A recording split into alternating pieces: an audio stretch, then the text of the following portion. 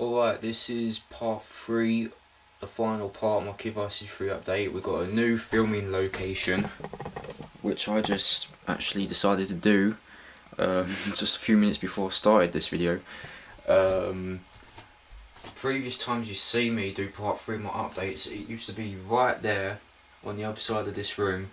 I thought this will be a good new location because I don't have to bother adjusting the camera a lot. Whenever I try to film it on top of this, this storage box. So the filming location, I'm filming this right on top of my bed. I know it's crazy, but it's just a better filming location which I decided to do for my part 3 of my updates. So I've got the Word file document open, which I've written down all the other news that have been going in the gaming world, and I'm going to read it for you. We've got quite a lot of stuff to mention because some of these news are back from December and last month, January. So without further ado, I think we should get started. The Mega Man creators' new Vita game, Soul Sacrifice, which is hitting Japan in March, this next month.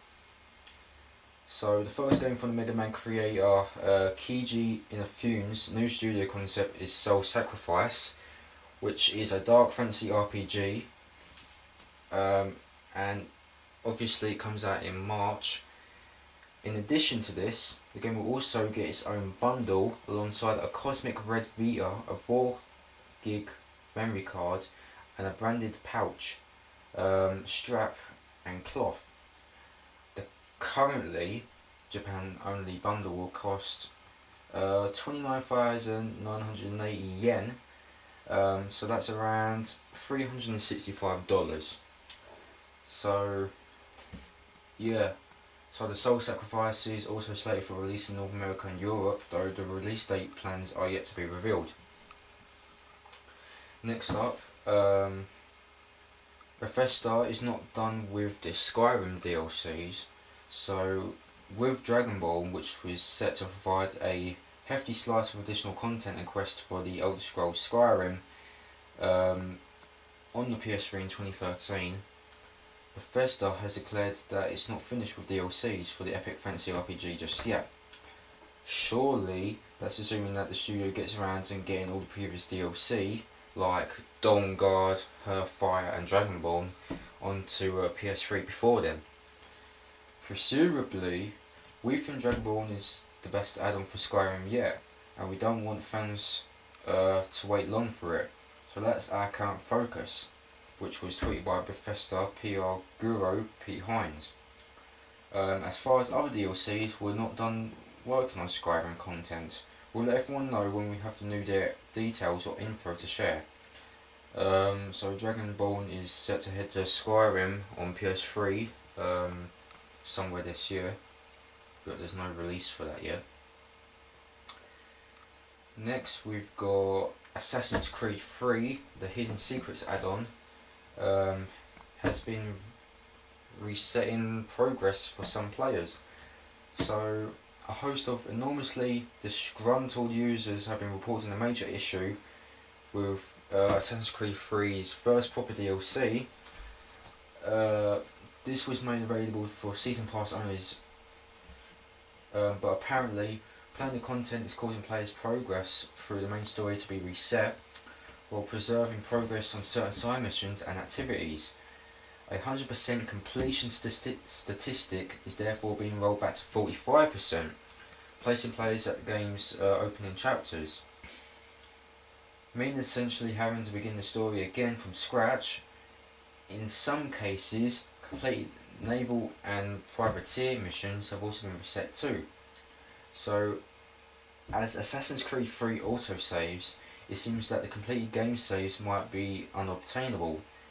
It would be advisable therefore avoid playing the Hidden Secrets DLC to prevent your main mission progress from being erased, but apparently they'll update the post as they hear more about it. Next up,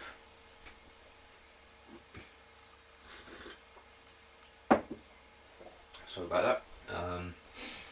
Next up, we've got the Phantom Pain, which was revealed at the VGA's 2012. The first big game announcement, which is an intriguing looking new IP from new studio Moby Dick titled The Phantom Pain. A publisher has yet to be confirmed for the title. In the trailer, a man awakes from a coma or traumatic operation of some sort, only to find he has a prosthetic limb and more than a few bandages on some nasty wounds. Stumbling to his feet as the hospital where he's being held is invaded, the protagonist makes a break for it. He reassembles Old Man Solid Snake, but eventually, this isn't a Metal Gear title. Little is known about the Phantom Pain at the time of writing, but it looks to be rather interesting. But they'll embed the trailer as soon as they get a hold of it. No platforms or further details were revealed. Up next, the new medieval RPG footage provides a glimpse of the next gen. So the new footage form of an upcoming RPG has given a look to what is to expect from the next generation of consoles.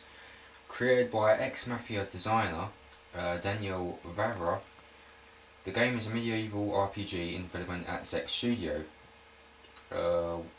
Warhorse. It's due for release in 2014, 2015, and utilises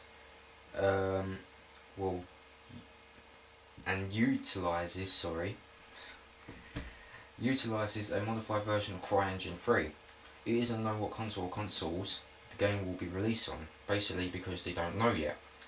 That's besides the point though. For now, what we can do is just watch the video and think, yeah, it's kind of pretty. Next, Plants vs Zombies AAA first-person shooter rumours gain a bit of legitimacy. So PopCap is hiring developers to build a AAA console title using EA's Frostbite 2 engine. The game will be revealed by PopCap's Burnaby branch, the studio behind Peggle and Plants vs Zombies. The PopCap studio is looking for an experienced generalist SC to build a AAA console title, which has been set by a job listing. The generalist will work on a broad range of game systems including, but not limited to, animation, audio, resource management, pipelines and visual effects. The ideal candidate will also experience working on Frostbite 2 engine. The latest revelation ties with the rumours circulated back in August. The rumours stated that the Canadian outfit is developing a multiplayer shooter in the vein of Team Fortress 2. Though some rumours also just suggested that the game will be a Plants vs Zombies spin-off. So yeah, so looks like this might actually be happening. Up next, we've got One Piece Pirates Warriors 2, which was confirmed for a European release. Already it's been confirmed for launch in Europe on PS3, but no doubt much to be delight of One Piece fans everywhere. According to Namco Bandai Europe, this will feature new stages like Skypiea and Inaru Boss, although no mention was made of a EU release for the PS Vita version of the game, and that is scheduled for launch in Europe in the summer of this year. Next up, we've got PlayStation All-Stars Battle Royale, the sequel development underway. Well, that's the question. New job ads suggest Sony is already ramping up for a follow-up for PlayStation All-Stars Battle Royale. The roles for an art director and game designer point to early work of a Superbot Entertainment developed sequel. The successful game designer applicant must have a near encyclopedic knowledge of modern games, with emphasis on PlayStation All-Stars Battle Royale. Knowledge of fighting games, the systems and mechanics is a serious, plus the art director job listing is along the same line, saying a product such as PlayStation All-Stars Battle Royale, which by definition brings together elements ranging from incredibly wide range of artistic styles, requires a strong and unifying vision to present a cohesive and polished product. PlayStation All-Stars Battle Royale didn't sell particularly well, but that clearly hasn't discouraged Sony. Maybe they can address some of those lineup issues next time round. Coming up next, we've got Earth Defense Force 2025 coming to consoles this year.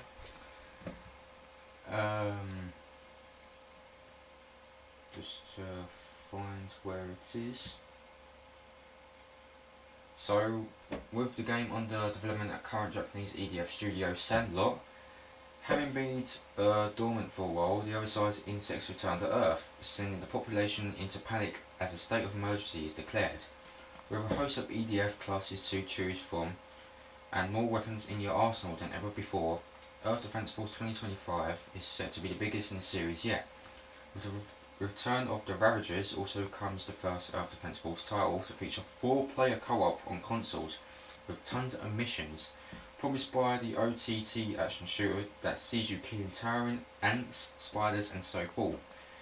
And that will be starting a new insect raid when it releases this year. Next up, we've got the limited edition which was revealed for Metro Last Light. This will include a Ranger mode in which ratchets up the game's difficulty. The limited edition also comes with an AKS-74U rifle and extra military grade ammo, which can be spent on weapon upgrades and equipment. In Metro 2033, Ranger mode featured 2 different settings. On Ranger Easy you were more vulnerable and the crosshairs were disabled. On Ranger Hardcore the entire HUD was disabled and a single bullet would kill you. Ranger Hardcore was a complete bastard. That's what it says in the title, it was a complete bastard. But Metro Last Light's limited edition will be the only version of the game available at launch and will last until stocks run out. THQ advises pre-orders for those that want to get in on the action. So, yeah. Next up, DmC Devil May Cry Son of Sparda edition is a GameStop exclusive. This was revealed as a Europe only special edition of the new Devil May Cry game. The Son of Sparda edition available pre-order, but it's a GameStop exclusive. Also available in Australia exclusively at EB Games, bundling Ninja Theory's game with a replica of Dante's necklace and an exclusive Samurai DLC pack. The Son of Sparda edition also includes a free upgrade points to boost weapons or purchase combos and items for the beginning of the game. It also includes the post-launch Virgil's Downfall DLC when you pre-order the game at GameStop or EB Games. Next, Dark Souls 2 concept art sees the things that want to kill you dead.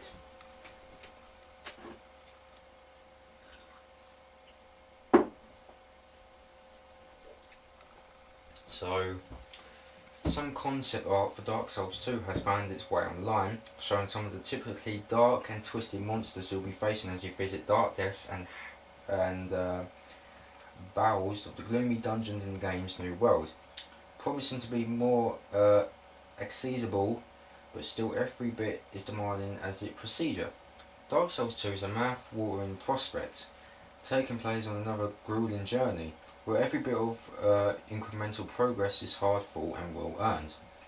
You can cast your eyes over the concept art below, which they did concept arts below that bit of news, for a first look at some of the vistas you'll see, some of the weapons and items you wield, and some of the monsters you encounter when Dark Souls 2 launches this year, next year, but a release window is yet to be confirmed. Coming up next, Ghost Recon Future Soldier next spied. So Ghost Recon Future Soldier could be getting a sequel if a slide spied at Ubisoft's Kiev's annual meeting with reference to the GRFS Next team is to be believed. The image was posted on the Ubisoft forums after being spotted by keen-eyed fans responsible for the PC port of Ghost Recon Future Soldier. The slide states that the core development team behind the console release, Ubisoft Paris, wants to work with UbiKev for the proposed sequel. Hopefully develop on the sequel, if indeed there is one, will be smoother sailing than Ghost Recon Future Soldier's developer cycle, which saw the game subjected in numerous delays. Next we've got artwork shows abandoned SCE Studio Liverpool title Fall of the Artificer. Old artwork and character models from SCE Studio Liverpool have been unearthed, showing an abandoned title called Fall of the Artificer. The Wipeout creator, founded as Psygnosis in 1984, was working on a steampunk influenced game between 2000 and 2001, alongside Team Soho's dropship United Peace Force. Yet while DUPF was published, Fall the Artificer never saw the light of day. The concept art comes from the website of Matthew Coolin. So yeah. Next we've got Ubisoft planning a Ghost Recon movie. Now I did know about this months ago, so we got some new info. Well, this is short info. So Ubisoft Motion Pictures boss Jean-Julien Barnett is reportedly working on Tom Clancy's Ghost Recon movie to pitch to Hollywood studios. The motion pictures division will be hoping to continue their good run of form after securing deals for Assassin's Creed and Splinter Cell movies in 2012. Of course, Ghost Recon is still a long way from becoming an actual movie and even longer way from being a good one. But the question is this: would you go to the cinemas to watch Ghost Recon? And they want you to let them know. Next, Square Enix Lumina Studio engine to be kept in-house. And they say this: remember when we got a glimpse of Square Enix's impressive Lumina Studio engine last year? Turns out they're not going to let anyone else use it, unlike companies such as Epic who license out their Unreal Engine to external developers. Square Enix Lumina's engine will be kept in-house. It will, however, be available to those with publishing deals with Square Enix. This isn't a house at all, said Square Enix CEO Mike Fisher. We're not building this around a licensing model. This is obviously developed by a team that creates these Final Fantasy worlds that are this amazing blend of technology and magic. It's never one size fits all solution, and I don't think it should ever be. So that's what they said. Next, Metal Gear Rising Revengeance pre-order Cyborg Ninja skin has been revealed, which you can pre-order, but that's in the US, and you get a Cyborg Ninja aka Grey Fox from the PS1 Metal Gear Solid, while EU games will get this skin included in the box as standard. That much we know already, but it will look like an in-game, pretty flippin' cool as it happens. There's a pair of screen grabs taken from the game showing off the DLC Cyborg Ninja skin in Metal Gear Rising Revengeance, and you can view them below that article, and it just tells you the release dates. In Europe it will be released on February 22nd. Next up we got some news from Injustice. Lex Luthor and Bane was confirmed. NetherRealm is adding Lex Luthor and Lane to the growing roster of fighters for Injustice, bringing the characters to the game's swelling ranks of heroes and villains. The news comes via a scan of @Gamer Magazine, the latest issue which contains some new images and info. Bane is described as a wrestler with no projectile attack. He's capable of triggering a venom pump which offers a temporary power-up. Meanwhile, Lex Luthor is all about the gadget and projectile attacks. Next we've got Painkiller Hell and Damnation is now heading to consoles in April. Nordic Games has announced that Painkiller will be coming to consoles in April rather than the previously announced January release date. The PC version of the game released in October. We have been working around the clock to bring the Xbox and PS3 versions of the game in line with the quality and standard of the PC game, said Nordic Games. Production and Business Development Manager Reinhard Police. There has been a slight delay so that the console communities can enjoy the fiendishly ghoulish experience that we know they want to deserve. In taking this additional time to add the final touches, we know that players will realise that the best things do come with those who wait. Featuring single player and co-op modes, this will be heading to consoles on April 5th for £24.99. A collector's edition of the game will also be available, but that will be for an extra £10. So the collector's edition will be £34.99. Next we have Devil May Cry Bloody Palace modes to be a free post-launch DLC.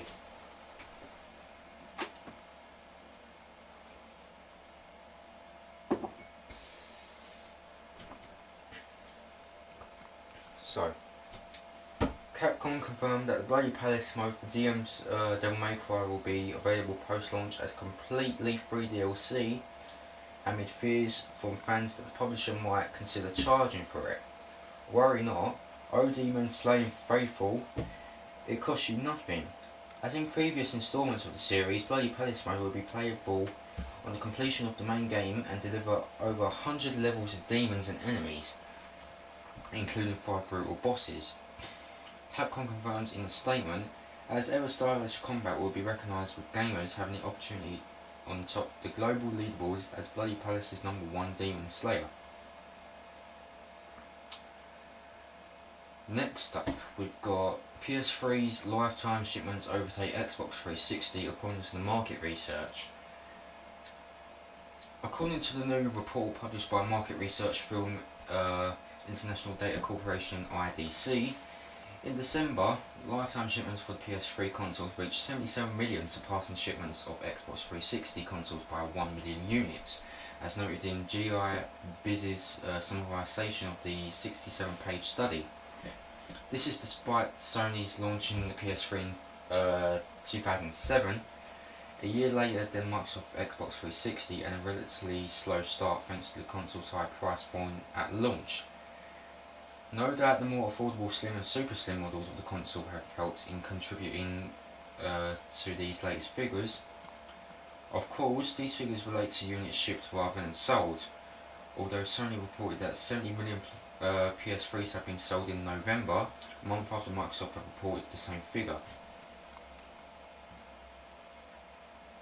Next up, we've got, could Double Fine be looking to acquire a THQ IP, but as we may know, THQ was bankrupt, so there's no more THQ. So according to a tweet from Distressed Debt Investing, Tim Schafer's Double Fine could be looking to acquire one or more of THQ's intellectual properties, with the studio requesting bankruptcy filings ahead of the auction of THQ assets. THQ, both Warner Brothers and Double Fine Productions have asked for bankruptcy filings in the THQ case. The tweet states in a rather matter-of-fact manner, given the scale of Double Fine, however, is unlikely to be one of the THQ's bigger franchises like Saints Row or Darksiders. More likely something like The Blob, THQ's colourful puzzling platformer. Double Fine has worked with THQ in the past, with the publisher releasing Costume Quest and Stacking on digital platforms. Now it's possible that Double Fine could be acquiring a THQ IP as the publisher looks to sell off its assets to the highest bidder.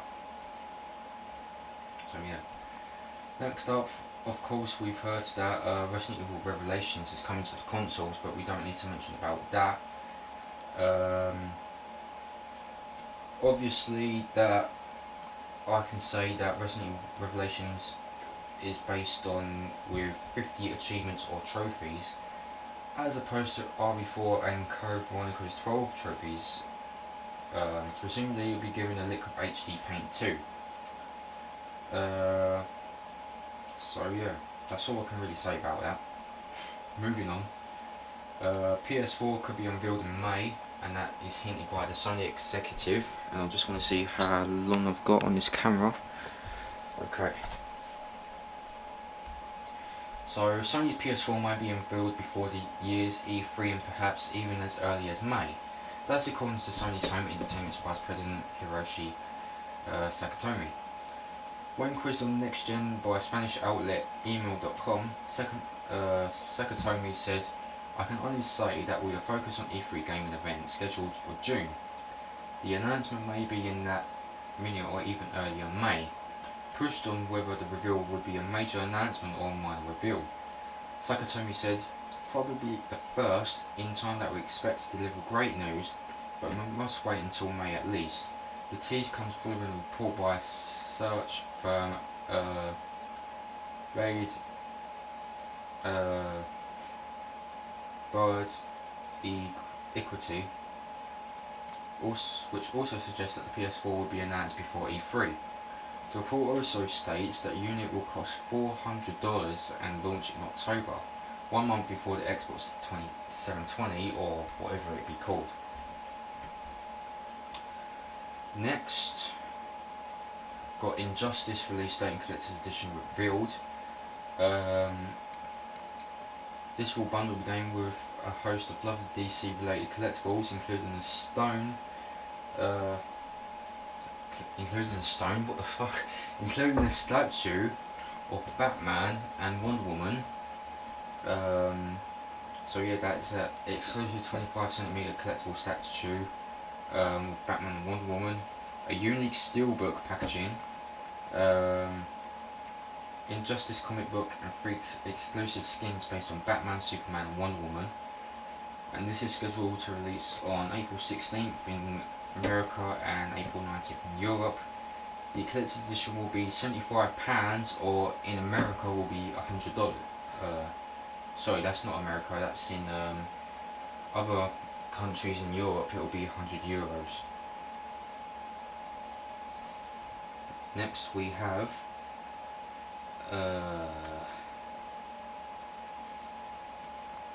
okay, next up we have Deathmatch Mode in Heaven DLC announced for Max Payne 3. So Rockstar has announced the release date for the final Max Payne 3 DLC. Details on the pack called Deathmatch Made in Heaven are pretty slight. All we know is that it will include new co-op and competitive modes, plus other awesome threats. More details are promised soon. This is out on the US PSN, which has already been released, and that is for $10.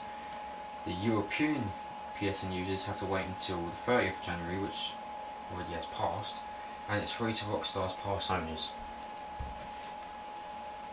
Next we have Dragon's Dogma expansion Dark Horizon dated for Japan. So it hits Japan on April 25th. The expansion releases in Japan on this game contains additional character customization options, new armor, weapons, and a new dungeon located on a bit of Black Isle. There's some new bad dudes in there too, including Greater Goblin, Goblin Shaman, Prisoner Cyclops and Death. The Japanese release date of the expansion was revealed in a trailer live streamed by Famitsu. As for releasing in the West, it's expected to be made available as DLC. An actual Western release date, however, is yet to be confirmed. Next, Sony to sell its US headquarters for $1.1 billion. So, its headquarters in New York to be sold to the real estate firm Church Group. That's according to a report by Bloomberg, which states that Sony expects the sale of 37-story building to generate $770 million. That's after debts related to the building are deducted. Sony is trying to drum up cash flow in years of losses across its various interests. Last year, the company lost its cool 229.8 billion yen. Given the opportunities and challenges in the current economic and real estate landscape, selling 550 Madison now is a timely and logical strategic move, said Sunny Corp. Of America President Nicole Seligman, regarding our new headquarters, we continue to look at a number of spaces in Manhattan, but have not yet made a decision about where to lease. So yeah. Next we got Devil May Cry's costume pack costumes revealed. If you complete Devil May Cry, you unlock Dante's White Barnet. However, that's not quite enough to placate your desire for the original classic Dante. Then you'll be able to play him in Devil May Cry, courtesy of the upcoming costume pack DLC. This pack will include 3 alternate costumes for Dante, including Classic Dante, Dark Dante, and Neo Dante. The Classic sports the original white mop and red trench coat. The Dark Dante rocks dark blue duds, and the Neo Dante is decked out in skin tight black with red bandages and Converse All Stars. So you can download this pack now, which is $4, €4, or £3.20. Next up, Storm is Syndicate developer Starbreeze co-op sci-fi shooter. Syndicate, the Darkness and Chronicles of Reddit developer Starbreeze Studios is developing another sci-fi shooter under the codename Storm. The project is a co-op first-person shooter, and the teaser is accompanied by a single image of a grey corridor. It is our future, reads the text on the studio's site that notes the game is currently in development. There are no further details on Storm at present, beyond the small teaser of Starbreeze Studios' official site. Next we got Dead Space 3 to get N7 armor for Mass Effect 3 owners. So if you happen to own Mass Effect 3, there's a neat little freebie available for Dead Space 3 in the shape of special N7 armors for both Isaac and his co-op buddy Sergeant John Carver. There's a nice dark grey N7 armor available for Isaac and a funky looking bright red number for Carver, both of which will be added to your armory if you have Mass Effect 3 save file, so that's pretty cool. Next we got The Last of Us demo will be included with God of War Ascension.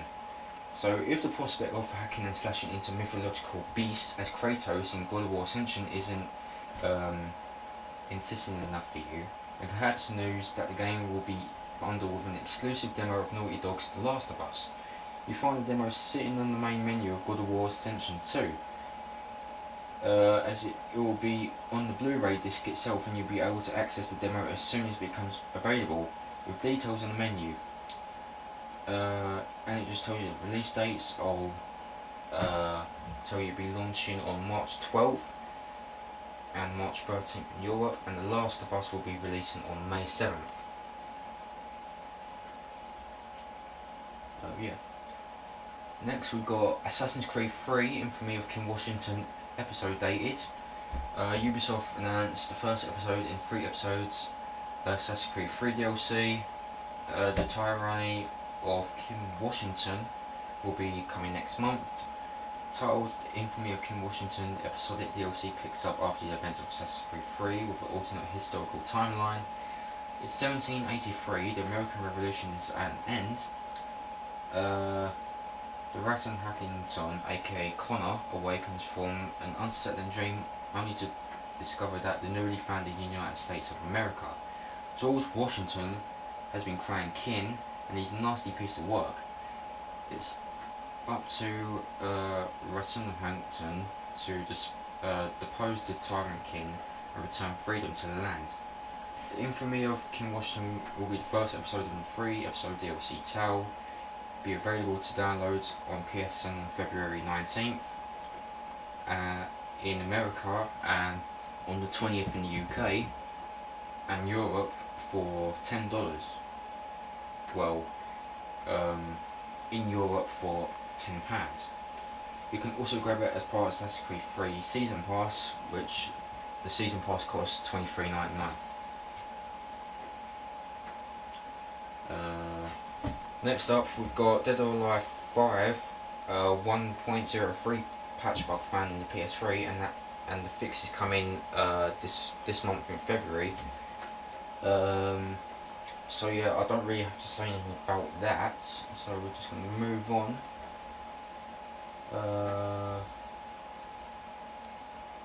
Okay. We've got the US limited edition contents revealed for Metal Gear Rising: Revengeance. Konami has revealed the final cover art and contents of the North American Metal Gear Rising: Revengeance limited edition, which comes with all manner of collectible gubbins. This includes a high-frequency plasma lamp containing Raiden's katana blade, a steelbook collector case, the official soundtrack, and, surprise, the game. Obviously, on the disc and everything. As well as the final image, cover art and contents, there's also new images for the pre-order Cyborg Ninja skin in action. Ignore the Xbox packaging, blah blah blah. It's just images down below that bit of news. So we've got the last bit of news here. We've got Killer is Dead getting the North American and European publishers. So Kadokawa Games has today confirmed that Grasshopper's manufacturer Killer is Dead will be heading west this summer, thanks to partnerships with Xseed in North America and Deep Silver in Europe and Oceania. Killer is Dead is Suda51's latest insane project, will cast you an executioner, Mondo Zappa, wielding the katana, and a versatily left arm that doubles as a gun and drill. It's probably a Swiss Army knife too. It promises to be like Suda's No More Heroes in Killer 7, which can only be considered a very good thing. Xseed and Deep Silver will be bringing Killer is Dead to North America and Europe, or Oceania respectively, in summer 2013. Next we've got leaked Ubisoft Montreal project Osiris is no longer moving forward. So it looks like this project is real but has been cancelled. It's been revealed unearthed earlier via a leaked rough cut trailer on compromiser Mark Killian's blog. Osiris was an action title set in ancient Egypt. It had magic in it and stuff. Unfortunately, however, it would seem the project never made it past the very early stages of development. Responding to the leak, a Ubisoft representative told Polygon that the content in question was from a Ubisoft project that is no longer moving forward. So yeah, that's a shame. And finally, we've got Battlefield 3's endgame details confirmed, and the new trailer was released. DICE confirmed the contents of Battlefield 3's 5th and final expansion, named Endgame. This DLC marks the return of 2 game modes found in earlier iterations of the series: Capture the Flag and Air Superiority. The Air Superiority returns from Battlefield 1943 and sees players taken to the skies for aerial dogfights. Meanwhile, Capture the Flag is basically Capture the Flag. I'm guessing you already know what that is. In addition to this, there's a new dirt bike, a new vehicle equipped with a rocket launcher, a dropship that allows players to parachute and behind enemy lines, and more. All this with new trophies, dog tags and challenges, all the usual stuff. So that's basically all the news which I had to cover there. So that's it for my KiDdViRuS53 update as of the 9th of February 2012. Hope you enjoyed, and this was all informative, and that's all I've got to do for now. Until next time, see you for the next KiDdViRuS53 update. See you guys.